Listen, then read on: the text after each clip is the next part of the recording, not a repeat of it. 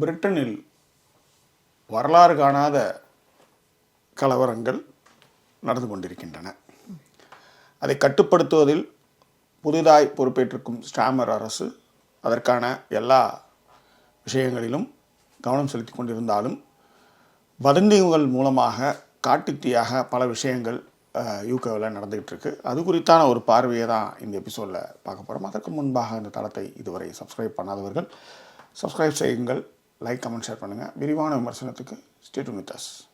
Voice over signing இன்.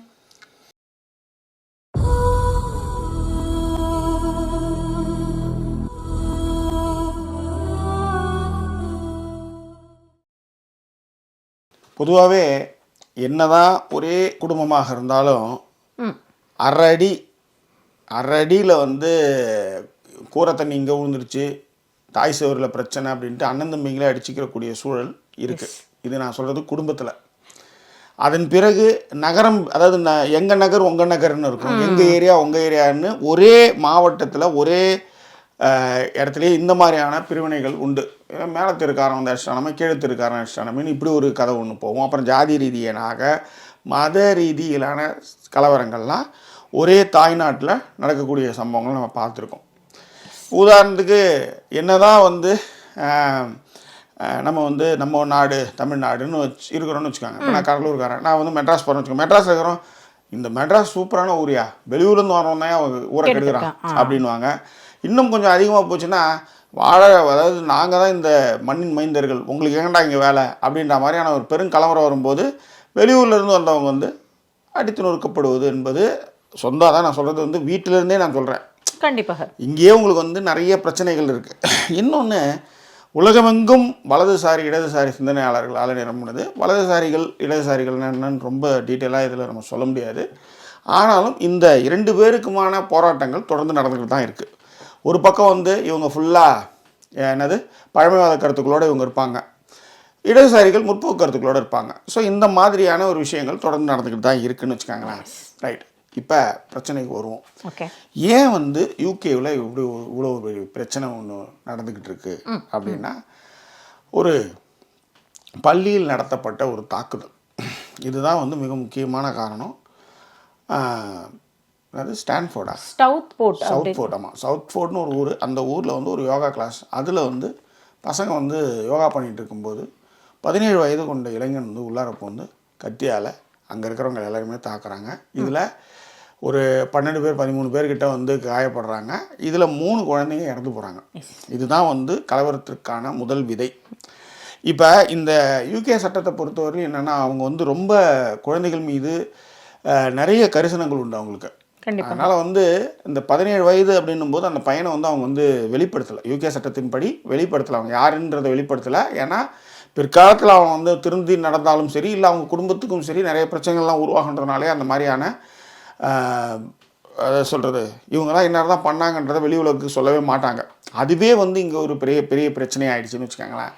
இதில் ஊடகங்களும் சமூக, அதாவது ஊடகங்களுக்குன்னு ஒரு சில பொறுப்புகள் இருக்குல்ல, அதெல்லாம் மீறியே நிறைய ஊடகங்கள் நடந்துக்கிட்டு தான் இதில் இருக்கிற விஷயம். Yes please. இல்லை, அதில் இன்னொரு ஆடட் ஒரு விஷயமா என்ன ஆயிடுச்சு அப்படின்னு சொன்னால், இது நீங்கள் சொன்ன மாதிரி வெளிப்படுத்தாத ஒரு முகம் தெரியாத ஒரு நபராக அவரை வச்சுக்கிட்டு இருக்கும் பட்சத்தில் லண்டனில் நடந்த கலவரத்தோடு இதை மிக்ஸ்அப் பண்ணி இந்த இனத்தவராக தான் இவங்க இருப்பாங்க அப்படிங்கிற மாதிரியான ஒரு பேச்சு அடிபட்டு அதனால தான் கலவரங்கள் ரொம்ப ஜாஸ்தி ஆயிடுச்சு. இந்த ஒரு அப்பாவி குழந்தைகள் 3 பேர் போது எல்லாருக்குமே ஒரு கோவம் வரும். இதுக்கு இந்த வதந்திக்கு அடிப்படையாக ஒரு விஷயம் ஒன்று இருக்கும். ஏற்கனவே கணங்கிட்டு இருக்கிற ஒரு விஷயம் இருக்குல்ல, அது கூட இதை போய் ஜாயின் பண்ணும்போது ஆமாம் அப்படிதான் அப்படின்ற மாதிரியான ஒரு விஷயத்துக்கு கண்மண் தெரியாமல் மைண்டில் ஏற்றிக்கிட்டு போயிடுவாங்கன்னு வச்சுக்கோங்களேன். உதாரணத்துக்கு ஒரு பிரபல நாளேடு என்ன பண்ணியிருக்குன்னா, இந்த சம்பவம் நடந்ததுமே இந்த 17 வயது இளைஞன் போது அவன் இஸ்லாமிய இளைஞன்ற மாதிரியான ஒரு செய்தி அவங்க வெளியிட்டது தான் பெரிய பிரச்சனைக்கு காரணம். ஸோ அதன் பிறகு என்னாச்சுன்னா, இதுக்கு முன்பாக முஸ்லீம்கள் இங்கே ஒரு பேரணியெல்லாம் நடத்தியிருக்கிறாங்க. அது மட்டும் இல்லை, இங்கே இருக்கிற பிரிட்டிஷ்காரங்களுக்கு இன்னொரு பெரிய பிரச்சனை என்னென்னா, அகதிகளாக வருபவர்களை அவங்க வெறுக்கிறாங்க. ஏன்னா அவங்களுடைய வரிப்பணங்கள் எல்லாம் அவங்கள மெயின்டைன் பண்ணுறதுக்கே போகுது அப்படின்றத ஒரு மிகப்பெரிய என்ன சொல்கிறது இன்னர் தாட்லாம் அவங்க இருக்கிறாங்க. அது உண்மை. என்னதான் அவங்க எல்லாரையும் அன்பாக அரவணைத்தாலும் கூட நிறைய வரிப்பணம் இந்த மாதிரி போகுது அப்படின்ற ஒரு கோபம் அவங்களுக்கு இருக்குது. அது மட்டும் இல்லை, இங்கே வெளிநாடுகள்லேருந்து வந்தவங்க அதிகமான சொத்துக்களையும் வாங்குறாங்க. இப்போ உதாரணத்துக்கு இந்தியர்கள் வந்து லண்டன் முழுவதும் நிறைய சொத்துக்களை வாங்கி குவிக்கிறாங்க. ஸோ இந்த மாதிரியான விஷயங்கள் எல்லாமே வந்து உள்ளார போயிட்டு இருக்கும்போது இந்த செய்தி வரும்போது அவங்களுக்கு இந்த ஏற்கனவே கண்ணன் இருக்கிற ஒரு விஷயத்தில் எரியிற தீயில கொஞ்சம் எண்ணெய் ஊற்றின மாதிரியான ஒரு விஷயமா ஆகி போயிடுச்சு. ஸோ அதனால் இஸ்லாமியர்களுடைய கடைகள்லாம் அடித்து நொறுக்கப்படுது. அதில் வந்து ஒரு இஸ்லாமியர் சொல்கிறாரு, தாயும் பிள்ளையாக பழகிட்டு இருந்தோம், இங்கே இருக்கிறவங்க அதை செஞ்சுருக்க வாய்ப்பே கிடையாது, இது வெளியிலேருந்து வந்து அடிச்சுட்டு போன மாதிரி தான் எங்களுக்கு தோணுது அப்படின்ற மாதிரியான விஷயங்கள் போகுது. அதே நேரத்தில் இந்த அதாவது புதிய அரசு பதவி ஏற்றுக்கிட்டதுமே வந்து இந்த மாதிரி நிகழ்வுகள் நடக்கும்போது இதுக்கு வேறொரு அரசியல் உள்நோக்கமும் இருக்குது அப்படிங்கிற ஒரு தாட் ப்ராசஸ் அப்படின்ற தாட் ப்ராசஸும் இருக்குது.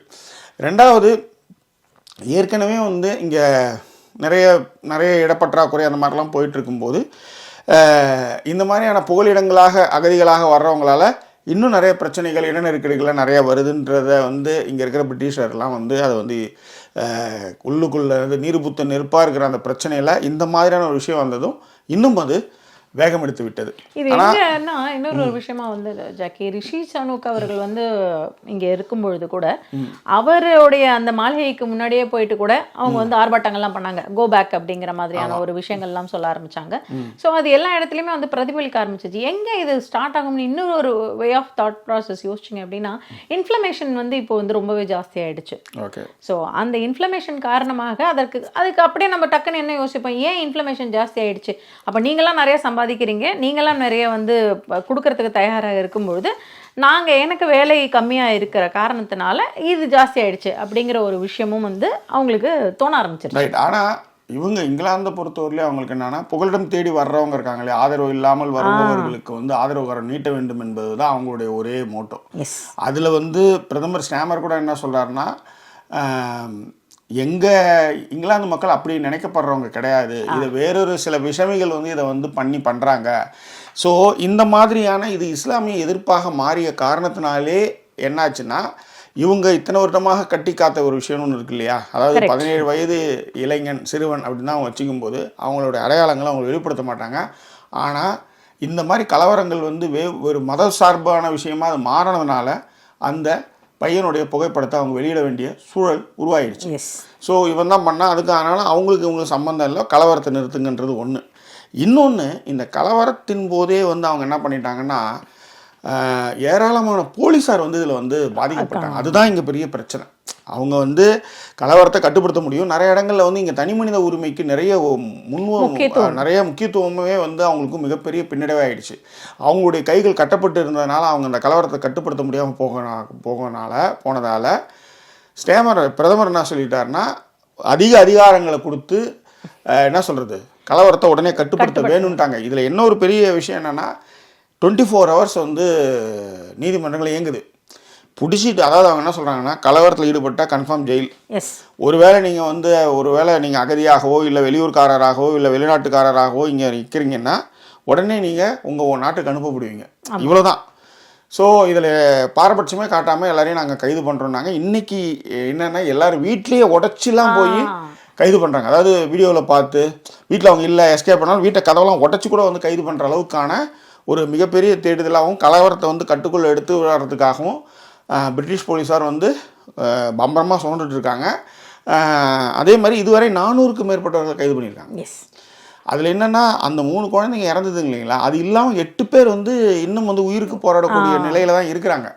ஸோ இந்த மாதிரி நேரத்தில் தான் இந்த பையன் தான் செஞ்சால் இதுக்கும் மதத்துக்கும் சம்பந்தம் இல்லை அப்படின்றதும் ஊடகங்களும் பொறுப்பற்றத்தனமாக இந்த செய்திகளை வெளியிட்டதுனாலையும் இந்த கலவரம் அதாவது வேற ஒரு விஷயத்துக்காக அது மாறிடுச்சு. அது ஸோ அது மட்டும் கிடையாது, ஏற்கனவே வந்து இந்த மாதிரியான விஷயங்கள்லாம் இருக்கிறதுனால இதை கண்ட்ரோல் பண்ண முடியாமல் போயிடுச்சு. இப்போதைக்கு கண்ட்ரோல் பண்ணிக்கிறதுக்கான எல்லா ஸ்டெப்ஸையும் வந்து புதிய பிரதமருடைய தலைமையில் அரசு சரியான முன்னெச்சரிக்கை நடவடிக்கைகள் எடுத்துக்கிட்டு வருது. அது மட்டும் இல்லாமல் நிறைய நாடுகளில் இப்போதைக்கு நீங்கள் யூகேவுக்கு போகாதீங்க, அங்கே வந்து இப்போதைக்கு கலவரங்களாக இருக்குன்ற மாதிரியான முன்னறிவிப்பில் தங்களுடைய நாட்டு மக்களுக்கும் சரி பயணம் செய்கிறவர்களுக்கும் சொல்ல வேண்டிய கட்டாயத்தையும் சில நாடுகள் இருக்கின்றன.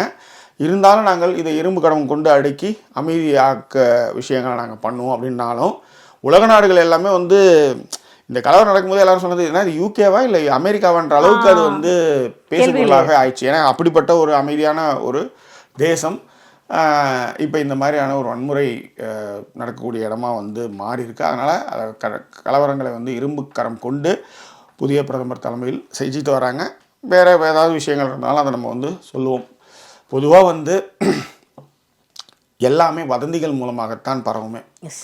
வதந்திகள் வந்து எந்த பாயிண்ட்டை வச்சு சொன்னால் அது வந்து ஒர்க் அவுட் ஆகுன்றதை வச்சு தான் வதந்திகளை பரப்புகிறாங்க. ஸோ கண்ணியத்தோட ஊடகங்களும் நடந்துக்கணும் அப்படின்றது தான் வந்து ஸ்டேமருடைய கோரிக்கையும் கூட. அதுதான் மேட்ரு. ஸோ கூடுமானவரை வதந்திகளை பரப்பாமல் அமைதி காப்போம் அப்படின்றதான் இங்கே நம்ம சொல்லக்கூடிய ஒரு விஷயம். வேறுகொண்டு ஏதாவது செய்திகள் வந்தால் நான் அவங்க கூட பகிர்ந்துக்கிறேன். வேறு என்ன, கதைப்போமாவுக்கு ரொம்ப நாள் கழிச்சு வந்துருக்குறோம். என்ன சொல்கிறது, சப்ஸ்கிரைப் பண்ணுங்கள், லைக் கமெண்ட் பண்ணுங்கள். இதுக்கப்புறம் தொடர்ந்து வீடியோக்களை போடுறதுக்கு முயற்சி பண்ணுறோம். இன்னும் வேறு ஒரு எபிசோடில் உங்களை நாங்கள் சந்திக்கிறோம். அதுவரை நன்றி கூறிடுவது உங்கள் ஜாக்கி சேகர் மற்றும் வாய்ஸ் ஓவர் சைனிங் ஆஃப்.